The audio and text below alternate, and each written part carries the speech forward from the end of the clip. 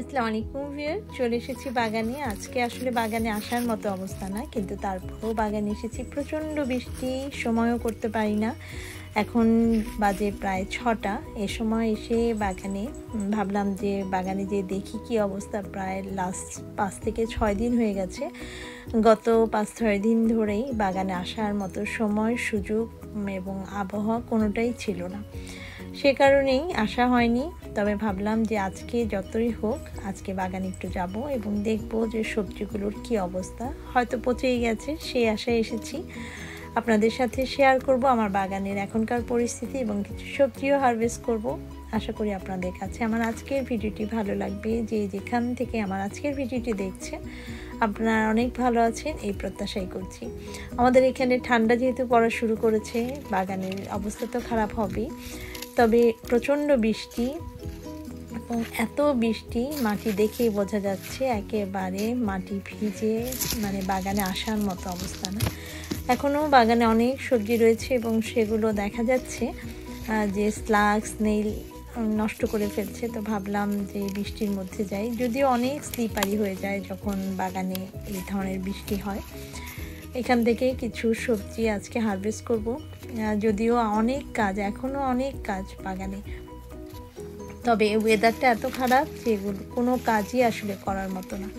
এখানে বেশ কিছু ক্লোজেট ইয়েলো কালারের, তারপরে সবুজ কালারের, আর বৃষ্টি যেহেতু পড়েছে সেই বাকেটের মধ্যে মাটিতে ভরে আছে। তাই ভাবলাম যে একটু ধুয়ে নেই, যাতে অন্যান্য সবজির সাথে নষ্ট না হয়।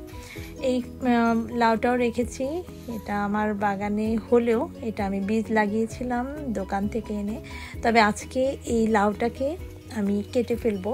এটা বীজের জন্য রেখেছি। এটা যখন যারা নতুন গার্ডেনার আছেন, যদি আপনারা বাগানে এভাবে একটা লাউ রেখে থাকেন নেক্সট ইয়ারের বীজ সংগ্রহের জন্য, তবে চেষ্টা করবেন এই যে জায়গাটা, এটা যতটা ড্রাই হয় ততই কিন্তু ভেতরের বীজগুলো পোক্ত হয়।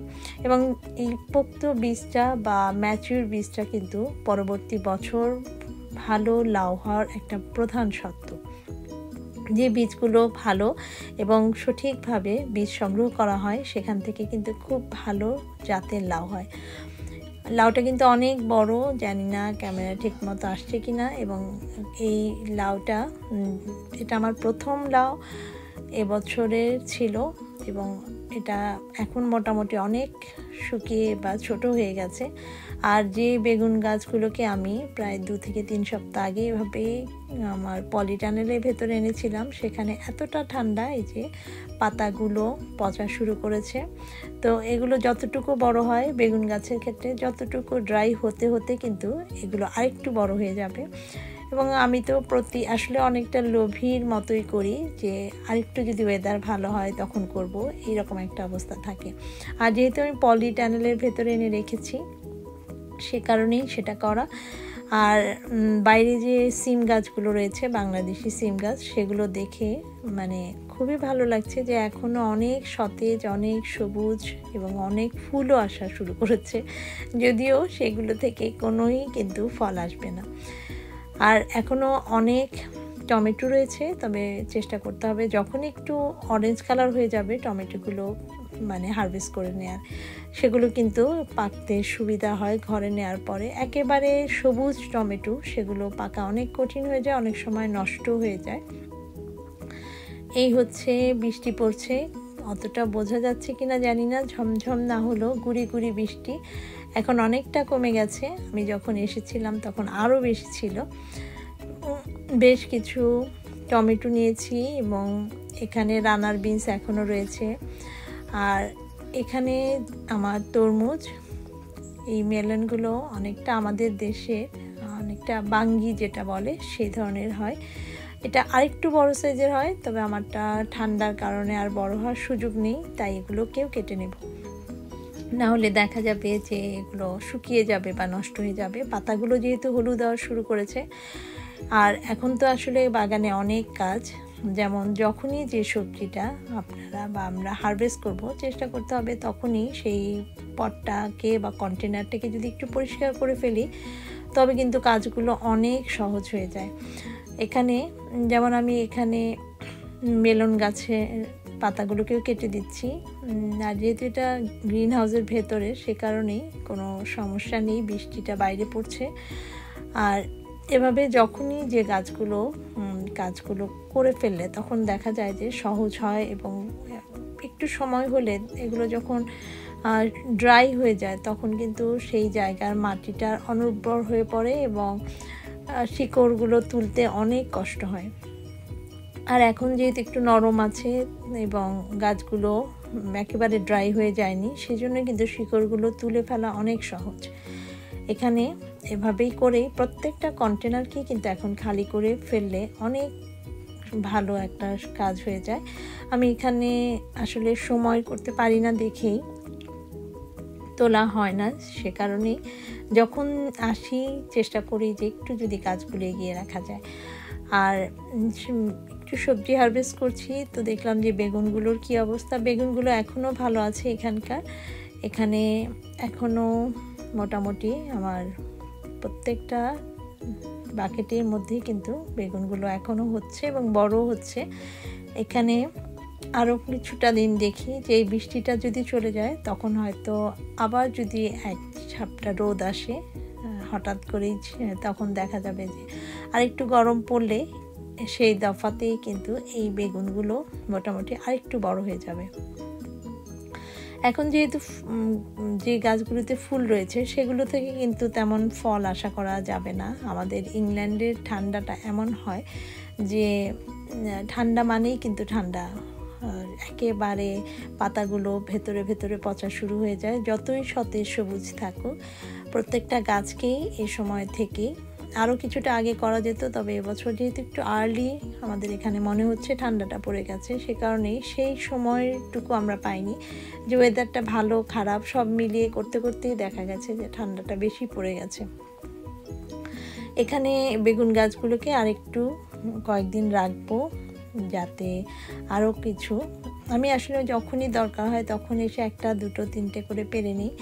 আর এখানে কিছু পেঁয়াজ কিছু রসুন লাগিয়েছিলাম এই অবস্থাতে, এবং এটা হচ্ছে এই জায়গাটাকেও আমি একটা কাজ করার জন্য আমার যে পুরনো গ্রিন হাউসটা ছিল সেই গ্রিন হাউসটা এখানে আমি সেট করে দেব, কারণ সেটা শুধু যে ডোরের চেইনটা সেটা নষ্ট হয়েছে। যখন এটা লাগিয়ে দিব তো এখানে ইনশাল্লাহ খুব ভালো পরিমাণে শাক লাগানো যাবে। মাটির মধ্যে শাকগুলো লাগালে আর উপর দিয়ে যদি পলি ট্যানেলটা থাকে তখন সেই গরমে গাছে এখানে ভেতরে শাকগুলো ভালো থাকবে। এখানে অনেক কাজ, এবং এটা হচ্ছে আমার আরেকটা গ্রিন হাউস, সেখানে আজকে কিছু কাঁচামরিচও হারভেস্ট করব। প্রত্যেকটা গাছেরই এখন উচিত পুরোপুরিভাবেই পরিষ্কার করে ফেলা। এই যে কাঁচামরিচ গাছেরও কিন্তু ডালগুলো নষ্ট হওয়া শুরু করেছে। আমি যখনই লাগে তখনই নিয়ে যাই, কিন্তু একেবারে হারভেস্ট করি নাই, যে না দেখা যায় যে আরেকটু কয়েকদিন থাকুক যাতে ঝালটা হয়। এখানে অনেক নাগা রয়েছে, নাগা মরিচ বা বোম্বাই মরিচ। তারপরে এখানে ক্যাপসিকাম জাতীয়, এটা একটু বড় ধরনের হয় কিন্তু কোনো ঝাল হয় না। এগুলো অনেক ধরনের মরিচ আমি এবছর ট্রাই করেছিলাম, আর আমার কাছে খুব ভালো লাগে বিভিন্ন ধরনের বিভিন্ন জাতের মরিচ লাগাতে।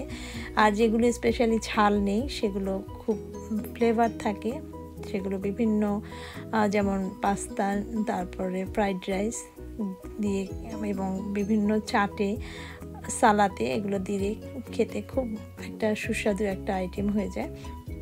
এখানে এই যে বেশ কিছু যেগুলো পেকে গেছে সেগুলো আমি একটু হারভেস্ট করে নিচ্ছি।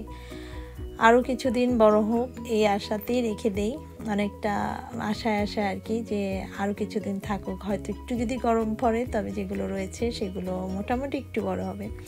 তারপরেও কিন্তু কম হারভেস্ট হয়নি, এই বৃষ্টির মধ্যে ভিজে যতটুকু পেরেছি।